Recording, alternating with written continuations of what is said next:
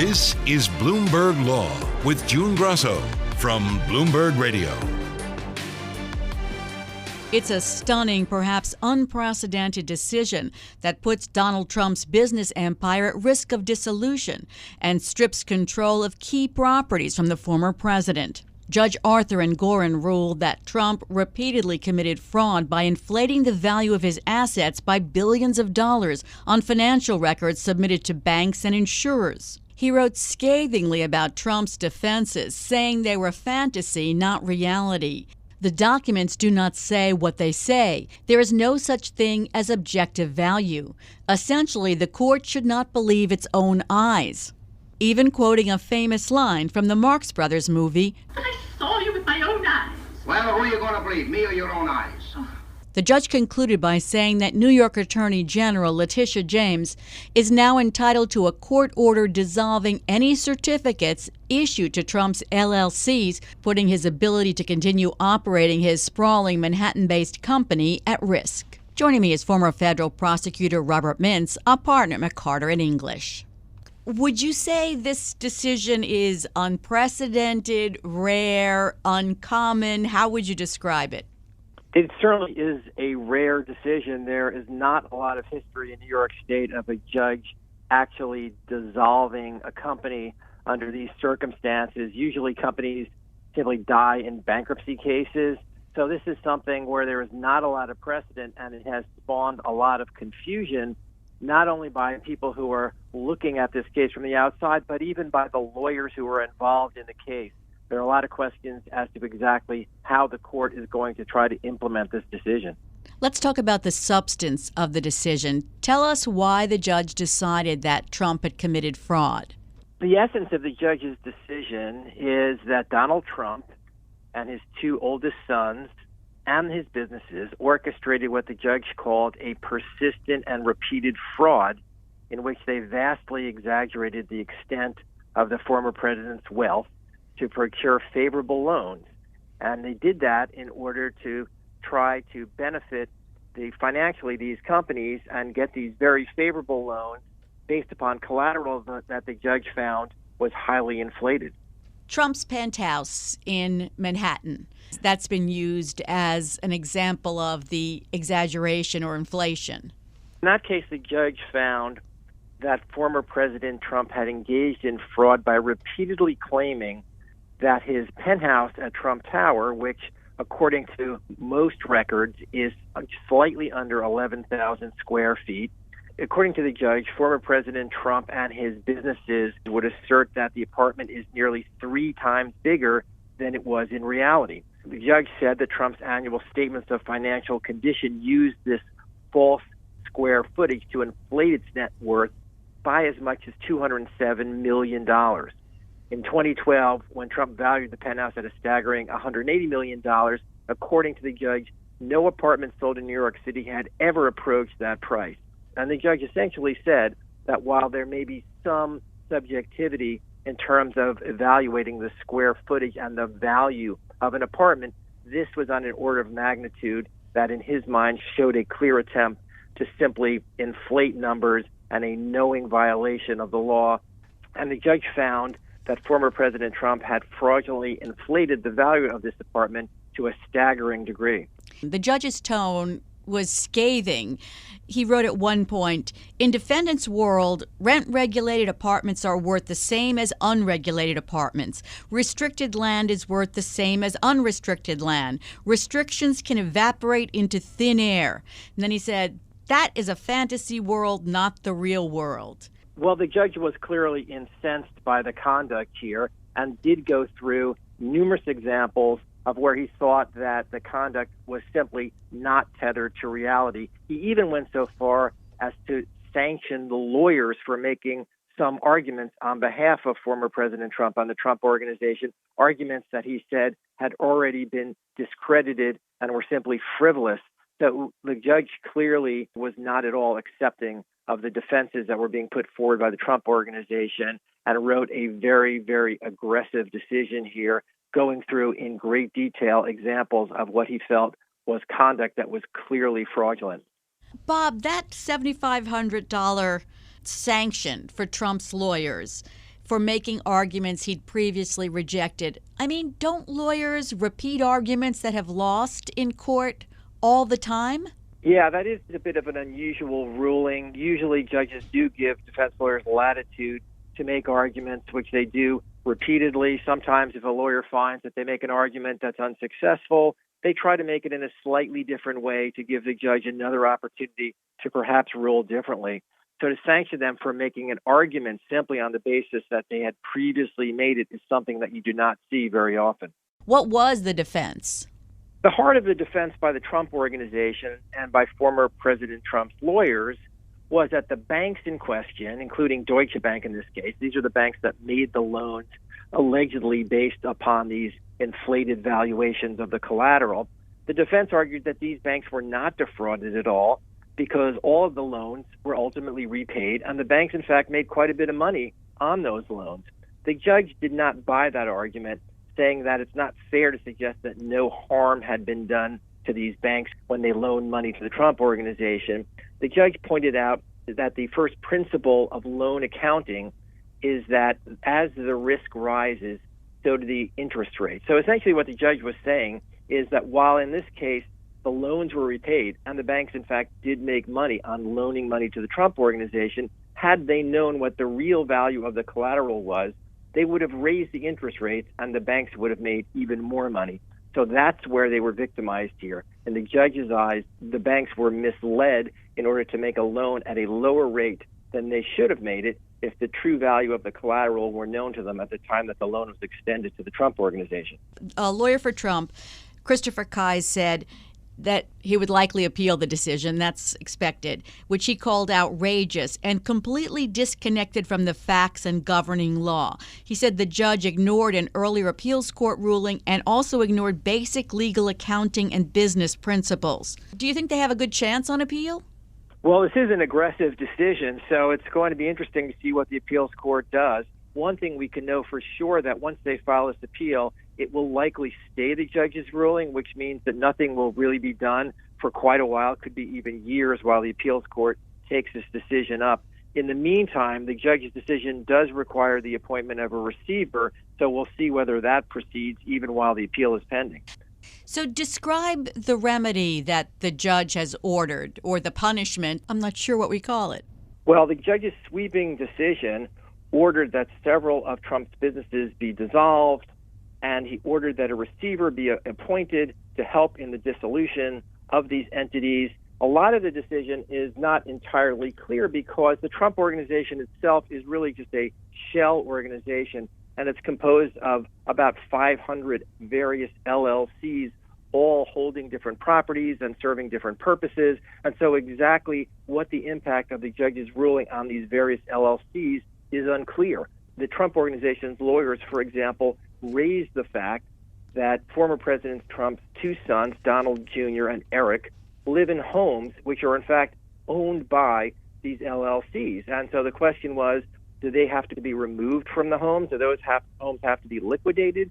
They also asked whether Mr. Trump would have to sell assets including Trump Tower and 40 Wall Street, which is a downtown commercial property, or whether those properties could be managed by an independent receiver rather than being dissolved and have to be sold. So there's lots of unanswered questions here as to how this order will be implemented, and even the judge acknowledged that he was not entirely certain as to how his order would be implemented and wanted to take more time in order to evaluate the implementation of his own order. Doesn't that point to a successful issue on appeal for Trump if the judge himself, if this order is so novel that the judge himself doesn't know how it's going to be implemented, that the lawyers are confused? There are more questions here than answers. Yeah, there are a lot of unanswered questions. I mean, I think it's clear from the judge's ruling that he is not intending or ordering that Mr. Trump's company be dissolved completely, but what it does do is it affects these LLCs. And by taking away the business certificates, it'll make it impossible for those various LLCs to operate, which ultimately can have a crippling effect on the Trump Organization. So this is a very significant decision. It's highly controversial. It's going up on appeal, and we'll have to see what the appeals court does here. I think there is certainly a possibility that the appeals court may overturn this decision just because it's so unprecedented and because the effects of this decision are so sweeping on a major organization like the Trump Organization, which employs hundreds of people and holds millions and millions of dollars in real estate, not only in New York State, but also around the world. Apparently, trial is starting next week. What's left to try? The essence of the judge's decision was that no trial was needed to determine that the Trump Organization had fraudulently secured favorable terms on loans and insurance deals. But what exactly is left for the trial is not entirely clear. Even the state's lawyers had not worked out what was needed to go to trial at this point. But what we do know is that the judge will have to determine the extent of the fine he's going to order. The Attorney General has asked for as much as $250 million. The judge could also decide at trial whether to bar the former president and his sons from running a business in the state ever again. Those seem to be the issues that are remaining, but that will have to be worked out by the state lawyers, the defense, and the judge. Putting aside the financial consequences of this decision for Trump, this attacks his persona, his brand, being the billionaire real estate magnate. It's what he's all about. In pretrial hearings before this ruling, one of former President Trump's lawyers told the judge that former President Trump is an investment genius and probably one of the most successful real estate developers in the country. Clearly, this judge disagreed and actually said that he's a genius only in a fantasy world. So one of the things that's really at issue here is the Trump brand, is the perception of the Trump Organization, and the question of whether it is really one of the great successful real estate empires in Manhattan and even in the United States and around the world, or whether it was built on a basis of fraud and fraudulent statements. And in fact, as the judge said, the empire is really simply a fantasy based upon false information that was provided to give favorable loans to which the Trump Organization was ultimately not entitled. It's also interesting that everyone's been paying attention to the criminal cases against Trump, but significant punishment was meted out here in a civil case. In the array of criminal and civil charges that former President Trump is facing, this is the first actual penalty that's been imposed upon him. And now we'll have to see whether it actually stands up on appeal. And we'll see what happens at the trial next week. Thanks so much, Bob. That's former federal prosecutor Robert Mintz, a partner McCarter English. Coming up next, Elon Musk's many lawsuits. I'm June Grasso, and you're listening to Bloomberg. Elon Musk's leadership at Twitter and Tesla is the subject of 3 major face-offs coming up in the Delaware Chancery Court next month. It's been a year since Musk, after months of courtroom and social media drama, purchased Twitter, now renamed as X, for $44 billion. That deal allowed him to avoid a trial in the country's premier venue for corporate litigation. But October will be a busy month for Musk in that Delaware court. He'll face suits from a stockholder and pension funds questioning his lavish Tesla pay package and further legal fallout from his Twitter buy. Joining me to sort it all out is business law expert Eric Talley, a professor at Columbia Law School. Let's talk first about his record-breaking pay package of $55 billion. Yeah, that's good work if you can get it, isn't it? I'm going to conjecture, June, that if either you or I had a $55 billion pay package, this call wouldn't be happening right now. You are definitely right on that one. So, yeah, this is an interesting case. It's a case that was brought years and years ago and was, essentially taken over by Chancellor McCormick. It ended up in a hearing some months ago. There definitely is a doctrine out there about, fiduciary duties and whether exorbitant pay packages have the effect of breaching fiduciary duties. And this is sort of within that cluster of cases.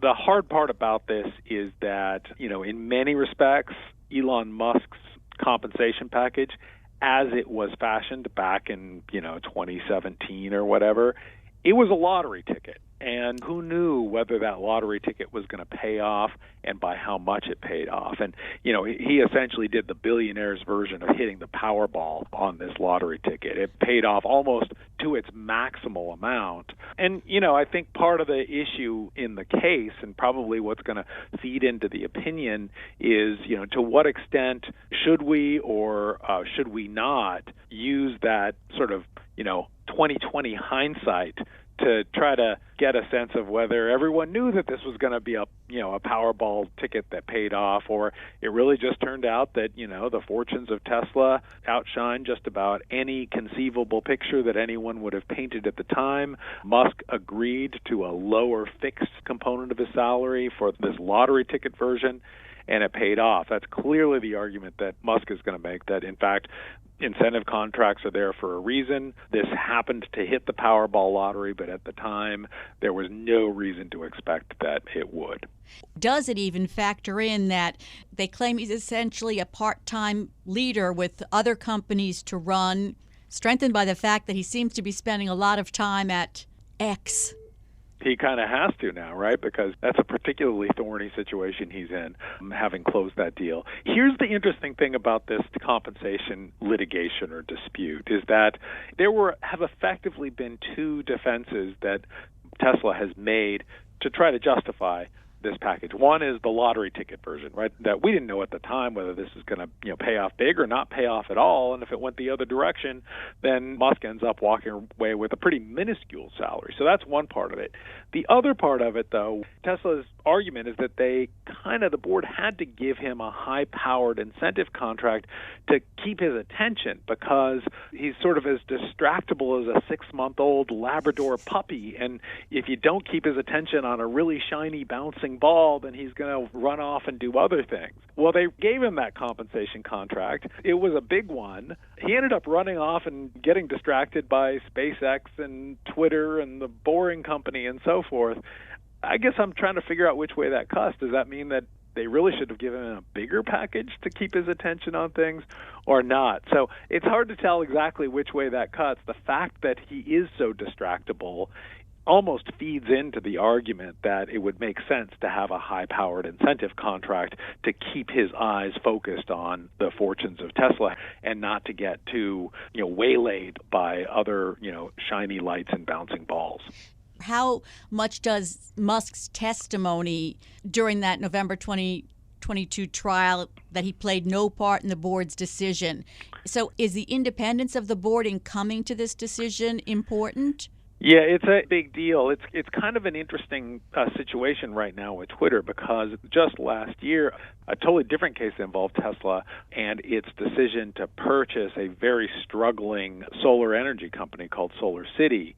That case ended up resulting in an Elon Musk win, but it did so in an odd way. The judge in that case, everyone sort of expected the judge in that case was going to have to decide whether he was going to declare that Elon Musk was a controlling shareholder of Tesla.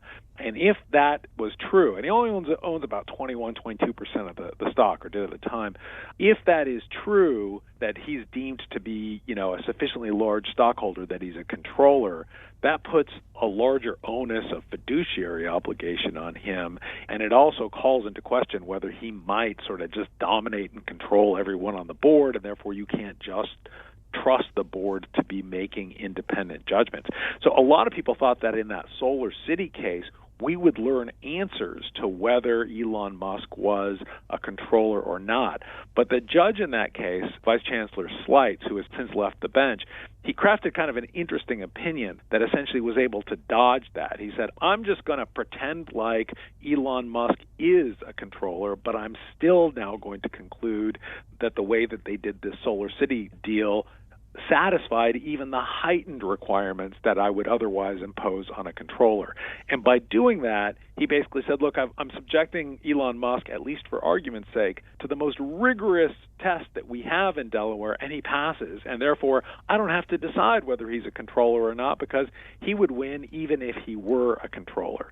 Now, that left open this question that survives to this case about, well, what is his status? Does he own enough stock that he can pretty much, influence, or has a good chance of influencing the entirety of the board, and therefore, in this case, is going to have to be put under much more of a microscope, and maybe the board's judgment about this compensation package shouldn't be trusted as much. And so there will be kind of an interesting question about whether Chancellor McCormick in this case, pursues the same strategy as Vice Chancellor Slights, deciding not to decide whether he's a controlling stockholder and saying, assuming that he is, this still is okay under Delaware law. Now, if in her opinion, oh boy, whether he's a controller or not really matters for the outcome of this case, because if he is a controlling stockholder, then he hasn't met his burden to defend this thing.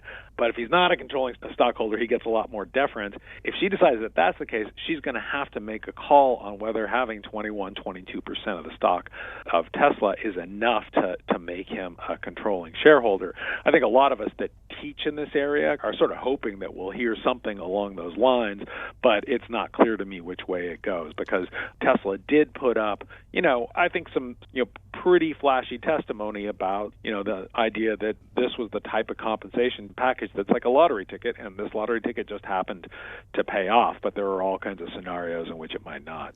If it's just a regular CEO, there's no question about controlling stock. Are there parameters that judges use to determine whether a CEO's pay is fair or not?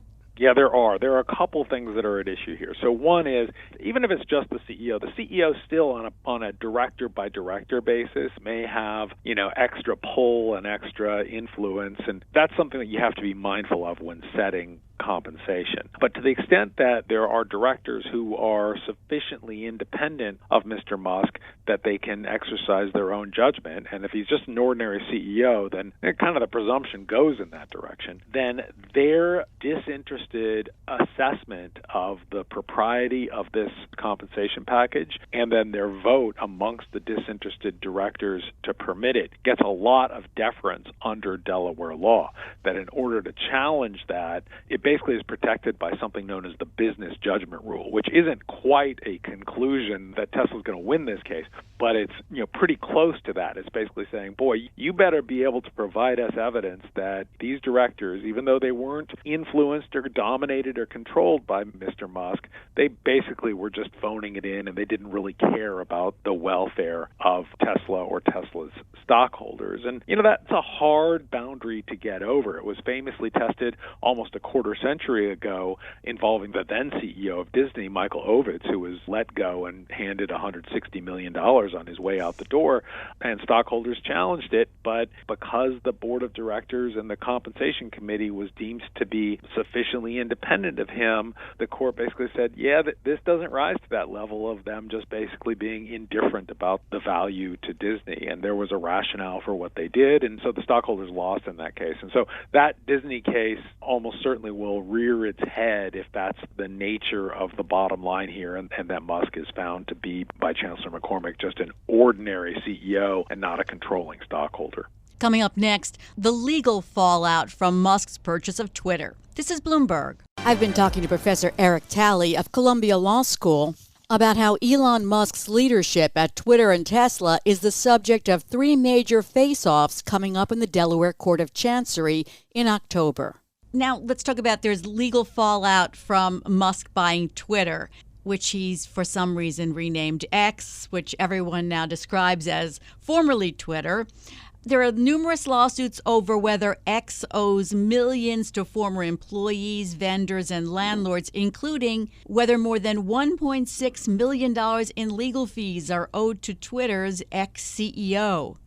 Well, when Musk took over Twitter, and before we renamed it X, there was a big house cleaning, and the then sitting CEO and pretty much most of the senior management and a lot of the mid-level management was just shown the door. And there are allegations out there that they were shown the door in a way that was violative of their contract rights to have, effectively golden parachute. If there's a, change of ownership, that all their, options would vest and so forth. And Twitter basically stiffed them on those payments. That has given rise to a lot of different lawsuits.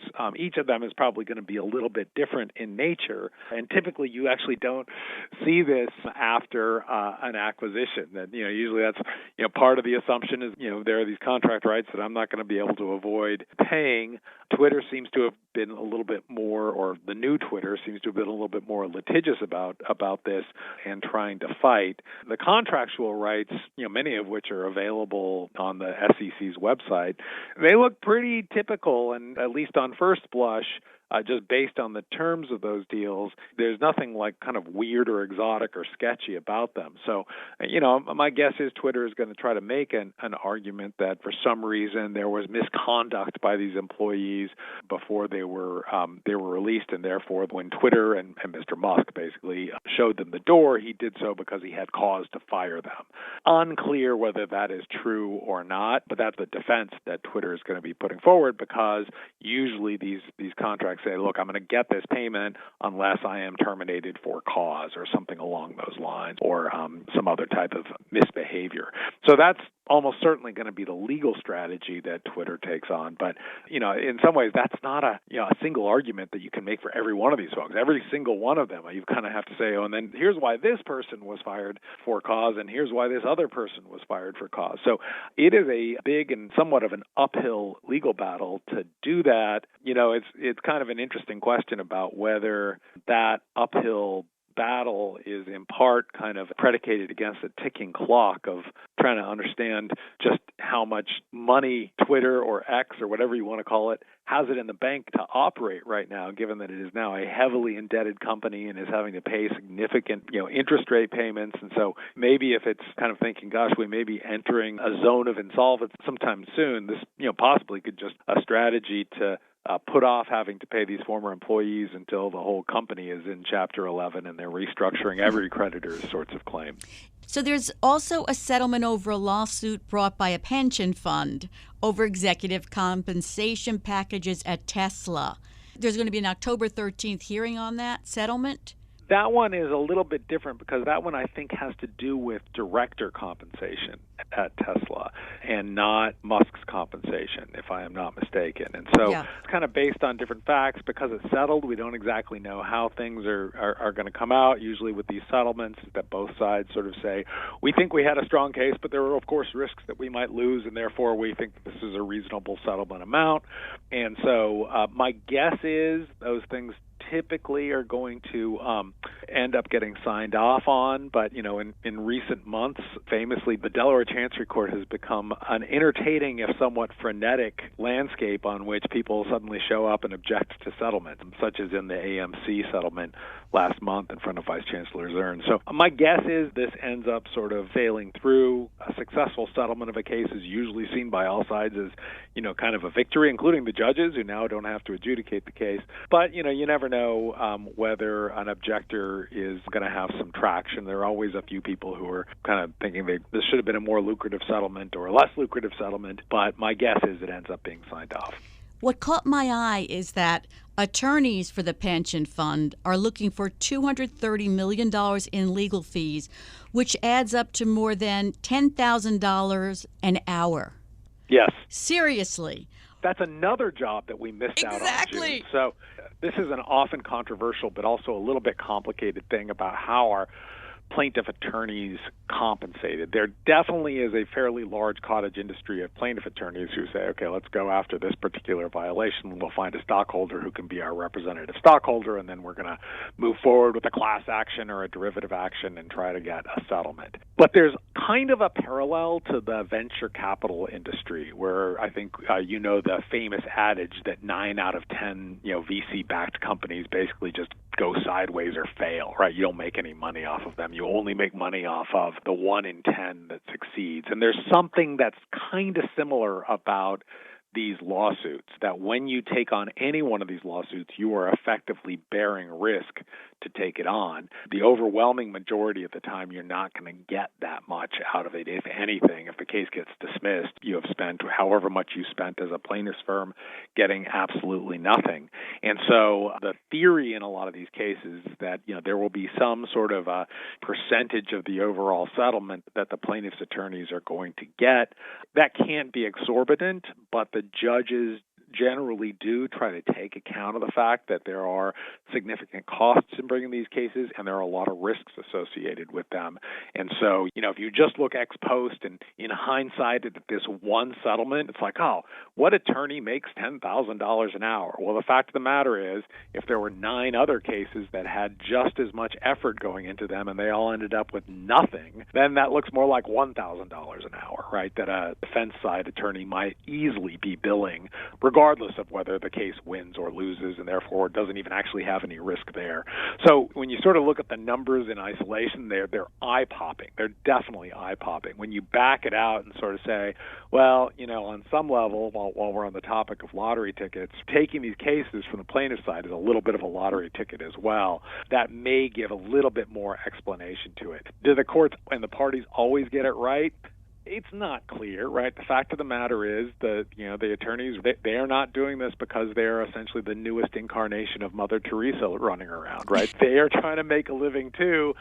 Plaintiff attorneys are people too, and they've got to make a living. And so they're going to, try to claim as much as they think they can feasibly claim from the transaction. One of the things that's a little bit dangerous about these stockholder litigation cases is that you got the defendants that would like to settle, you got the plaintiff's attorney that would like to settle, you got one plaintiff that's kind of nominally being represented by the plaintiff, maybe backed by an entire class of plaintiffs, but they're usually silent in the background.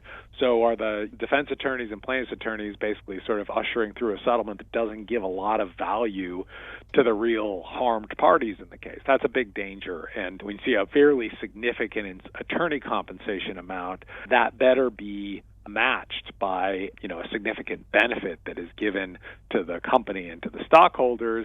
Here, there is an agreement that some of this compensation is going to be given back. I guess there's another question that sits in the background, though, is that actually going to be paid by an insurance company, or are there some hidden indemnification rights? And I think in some cases that's been ruled out, but I'm not sure it's been completely ruled out across all corners here.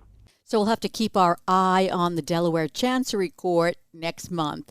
Thanks so much, Eric. That's Professor Eric Talley of Columbia Law School. And that's it for this edition of the Bloomberg Law Show. Remember, you can always get the latest legal news on our Bloomberg Law podcast. You can find them on Apple Podcasts, Spotify, and at www.bloomberg.com/podcast/law. And remember to tune into the Bloomberg Law Show every weeknight at 10 p.m. Wall Street time. I'm June Grasso, and you're listening to Bloomberg.